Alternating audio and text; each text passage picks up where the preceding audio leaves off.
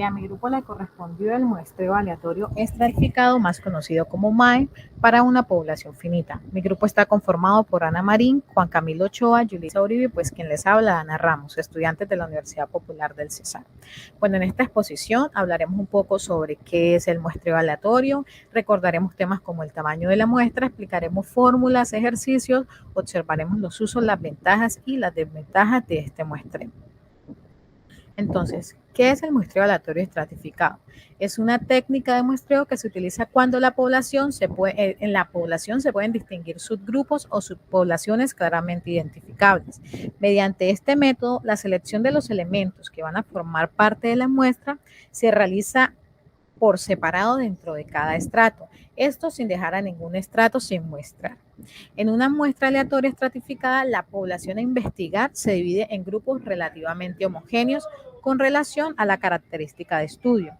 Estos grupos se denominan estratos, donde la unidad o el elemento investigativo presenta una característica tal que no permita a un objeto, por así decirlo, estar en diferentes estratos.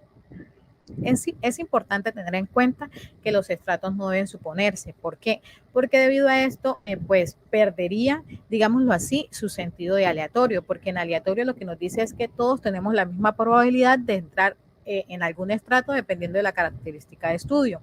Pero si esto se supone, podrían, por ejemplo, algún objeto tener más probabilidades de entrar a un estrato.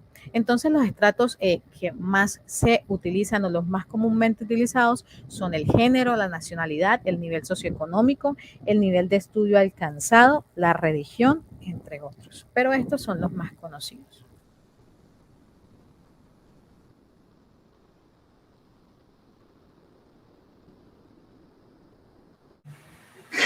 Tamaño de la muestra.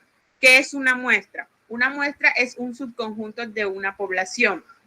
El tamaño de la muestra es el número de elementos o sujetos que componen la muestra representativa de una población. La muestra es representativa porque tiene un nivel de confianza y un margen de error.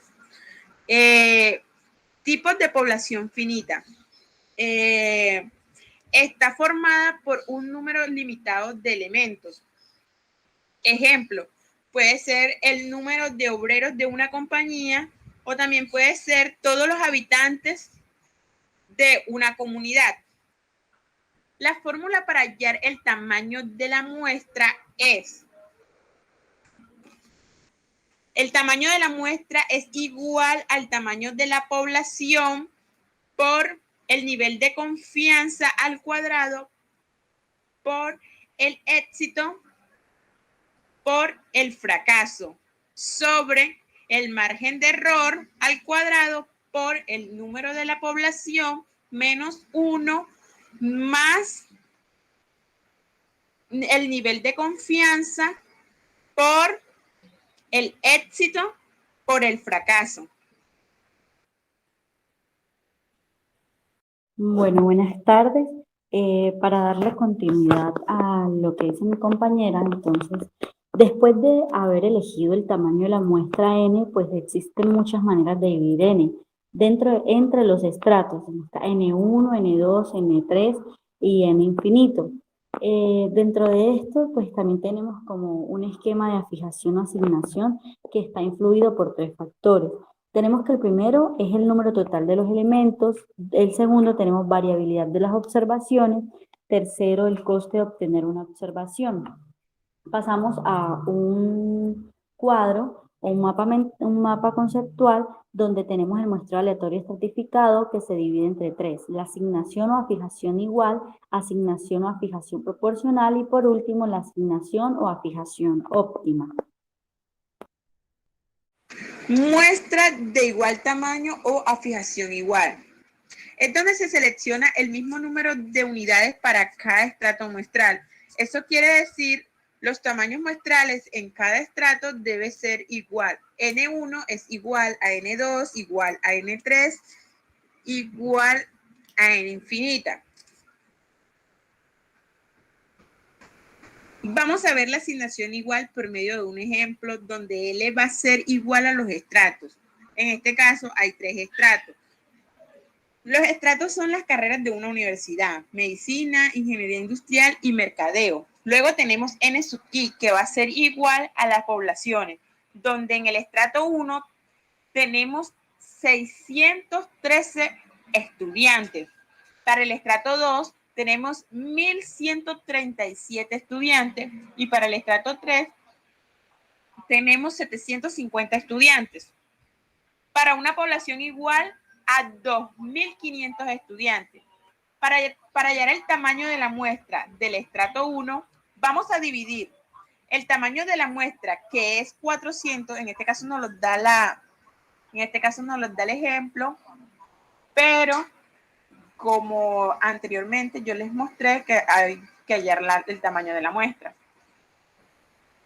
Bueno, entonces el tamaño de la muestra es 400 sobre L, que viene siendo 3. Este es el número de estrato, el 3. Entonces, N1 es igual a N sobre L, que viene siendo 400 sobre 3. Eso nos da un total de 133,33. Lo aproximamos y nos da 133 para la muestra 1. Y sería el tamaño para nuestra muestra. Pero como nos dice que N1 es igual a N2 y N3, entonces tenemos que, ese va a ser el valor de las 3 muestras. Entonces aquí vamos a tener la muestra de asignación igual en el mismo valor para cada estrato. Eso lo vamos a redondear y nos va a quedar de esta manera para que esto nos sume 400. Para que esto nos sume 400, toca redondear uno de los 3 estratos. Lo vamos a redondear a 134. En este caso fue en el estrato 1, pero bien pudo ser en el estrato 2, que es el que tiene más población, pero puede ser cualquiera porque los 3 tienen el mismo valor. Bueno, yo les voy a hablar acerca de la muestra de tamaño de asignación o a fijación proporcional. Esta es donde los tamaños muestrales a cada estrato tendrán un número de unidades en forma proporcional a la de los estratos poblacionales. La fórmula está N sub I es igual a N multiplicado por NI sobre N. ¿Sí? Bueno, el N es el tamaño de la muestra, el N sub I son los números de unidades muestrales en el estrato y el N es la población. Para darle continuidad al ejercicio que ya venimos trabajando, lo aplicamos en cuanto a proporcional. Entonces, tenemos 3 estratos sobre carreras universitarias, donde está medicina, ingeniería industrial, mercadeo.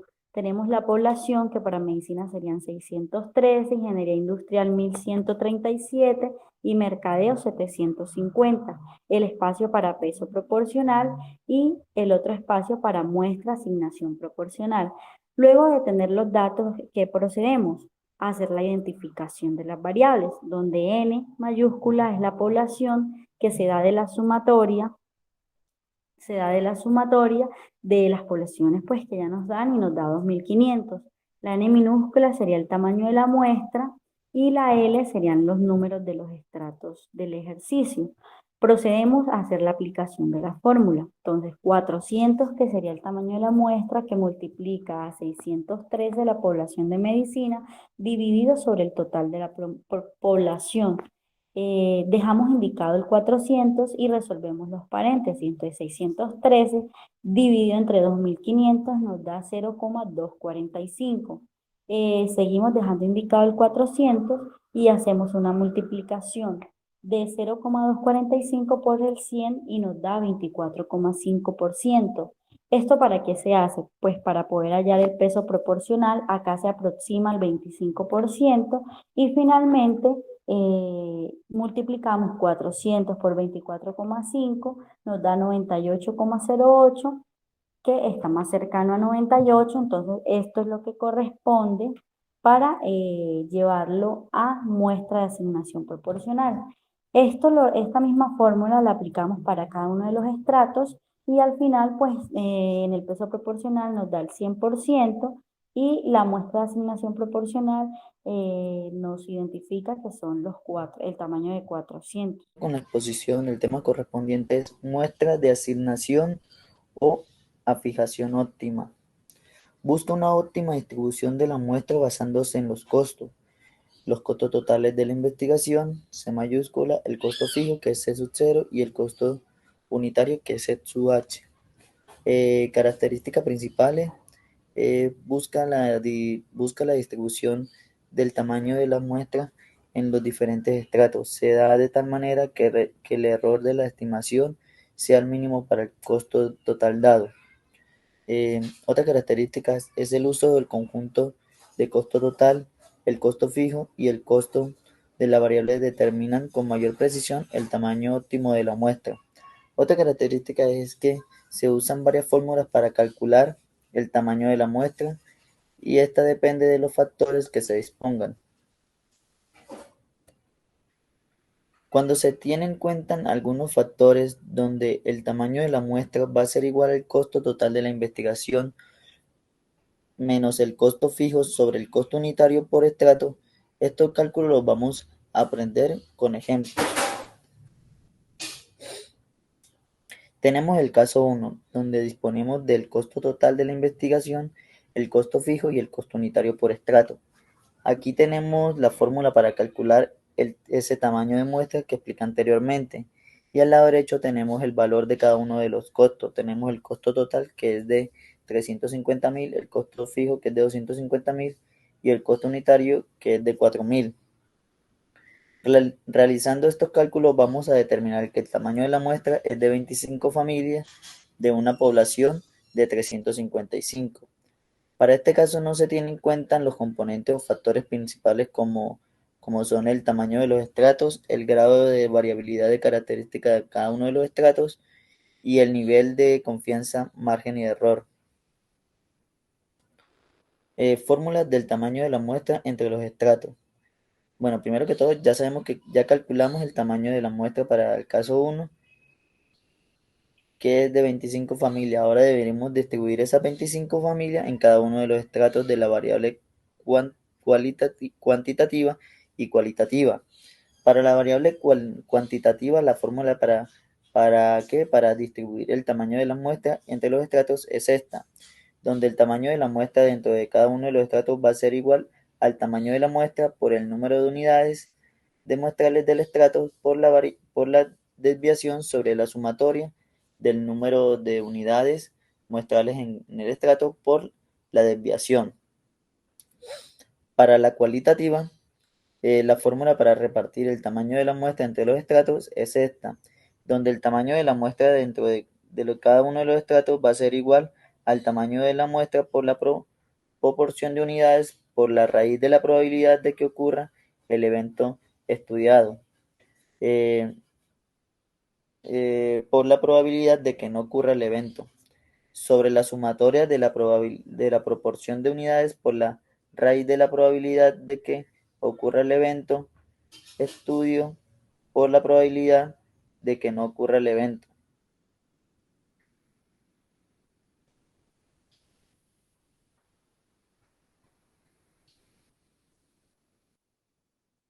Listo, ahora como les venía explicando anteriormente, pasaremos a hallar el tamaño de la muestra dentro de cada uno de los estratos. En este caso es cuando la variable es cuantitativa. En el ejemplo sería la variable ingreso, donde tenemos el tamaño de la muestra que serían 25, lo cual tenemos tres estratos, y NI, que sería igual a la población y la varianza del salario. Teniendo el tamaño de la población, que en este caso es de 25 familias, entonces con la fórmula que expliqué anteriormente, se va a hallar cada uno de las muestras dentro de cada uno de los estratos. Para este caso, con la variable cuantitativa de donde se encuentra NI, que es la población, se dividen en tres estratos y se tiene la varianza, que esta la da el ejercicio. Entonces, para el estrato 1 sería 25, que sería en el tamaño de la población, por 162 por la raíz de 83, 923.818. En este caso, se le agrega la raíz debido a que se necesita la desviación del tamaño de la muestra del estrato. Todo esto sobre la sumatoria del estrato 3, de los tres estratos. Seguidamente se hace lo mismo con el tamaño de estrato 2, pero aquí se le cambia el 162 a los datos del segundo estrato para un total de 8,5, pero se aproxima a 9. Y con el estrato 3 se realiza lo mismo, se cambia arriba y abajo seguiría siendo la misma sumatoria. Para el ejemplo 2, entonces, en el ejemplo 2, en esta parte, en este caso vamos a hallar la varianza cuando es cualitativa, que sería la vivienda propia, que se toma el mismo tamaño de la muestra, que sería 25, toma el mismo tamaño de la muestra, que sería 25, y la fórmula que se explica, y la fórmula que expliqué anteriormente, ¿sí? Entonces, en el ejercicio nos da la proporción de unidades que se hace por el procedimiento que explicó anteriormente mi compañera, que es por la asignación proporción. Y tenemos la probabilidad de que tenga la tasa y la probabilidad de que no tenga. Esto se halla por investigación o por censos, que esto ya nos lo da el ejercicio. ¿Sí? Entonces, reemplazándolo, ahora yendo a la fórmula, sería el tamaño de la muestra dentro de los estratos, que serían 25, que sería el total de las familias, por el 0,46, que sería la proporción de unidades, por la raíz de la probabilidad de que ocurra el éxito, que sería 0,43, por la probabilidad de que no ocurra, que sería igual a 0,57, para un total de 15 familias. Entonces lo mismo se realizaría con el N2 y el N3, se reemplazan y nos da que para el N2 es un total de 8 familias y para el N3 es de 5 familias.